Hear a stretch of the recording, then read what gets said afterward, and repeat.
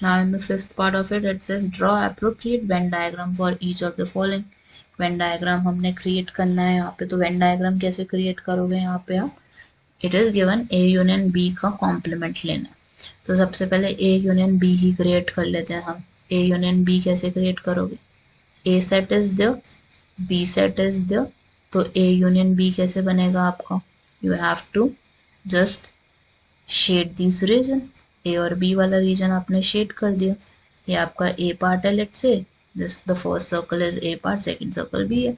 अब इसका कॉम्प्लीमेंट लेना था हम लोगों ने, तो कॉम्प्लीमेंट कैसे लोगे, ए और बी को हम बिल्कुल भी पार्ट में कंसिडर नहीं करेंगे द सर्कल्स में, outside the circles they would be the shaded region. ये बचा बुचा पार्ट ही तो हमारा क्या होगा, ए यूनियन बी का complement. This is your first part.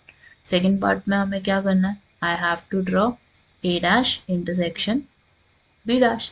अब यहाँ पे भी हमें नोटिस करना है, अगर मैं ए डैश बनाऊँ सबसे पहले, let's try to draw the A dash, तो ए डैश का मतलब क्या है कि बी वाली वैल्यूज तो होंगी लेकिन ए की कोई भी वैल्यू नहीं होगी, ये वाला पार्ट आ जाएगा हमारा कंसिडर में, और ये भी आएगा सारा का सारा हमारा। ए डैश का मतलब यही होता है कि यूनिवर्सल सेट में से भी कंसिडर करनी है वैल्यूज। अगर हम बी डैश करेंगे तो बी डैश के लिए क्या हो जाएगा हमारे पास, opposite of the above one. B dash में ए को आपने वो करना है शेड, ए की वैल्यूज कंसिडर करोगे, यूनिवर्सल सेट की वैल्यूज कंसिडर करोगे, दिस इज द। अब हमने क्या क्रिएट करना है, we have to create A dash intersection B dash. अब यहाँ पे हमारे पास ए है, सेकेंड सिचुएशन हमारे पास बी है, and the universal set is the, और शेड किसको करोगे, आउटर रीजन को, दैट्स इट। ए और बी दोनों ही नहीं होंगे क्योंकि उन्होंने क्या बोला है, उसका कॉम्प्लीमेंट लेना है और इंटरसेक्शन लेना है। इंटरसेक्शन का मतलब हो गया इन दोनों में से कॉमन क्या था, कॉमन शेडेड रीजन कौन सा था, ये आउटर सरफेस वाला, ठीक है। Third situation is there, third situation में हमें क्या करना है, we have to draw A intersection B का कॉम्प्लीमेंट, तो ए और बी क्रिएट करते हैं सबसे पहले।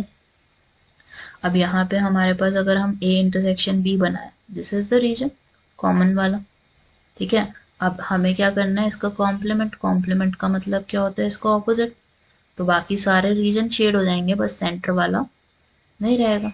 ए और बी, ये वाला शेड हो गया, ये वाला शेड हो गया, ये यूनिवर्सल भी शेड हो गया हमारा, लेकिन बस सेंटर वाला नहीं होगा क्योंकि कॉम्प्लीमेंट बोला हुआ था उन्होंने उसका।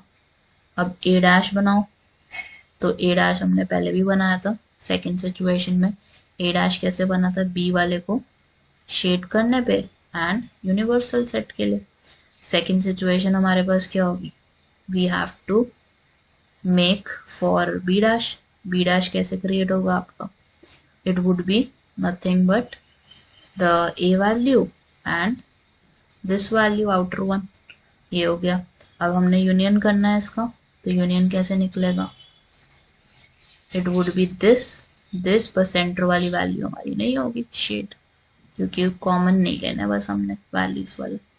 So this is your answer for the fourth part. Any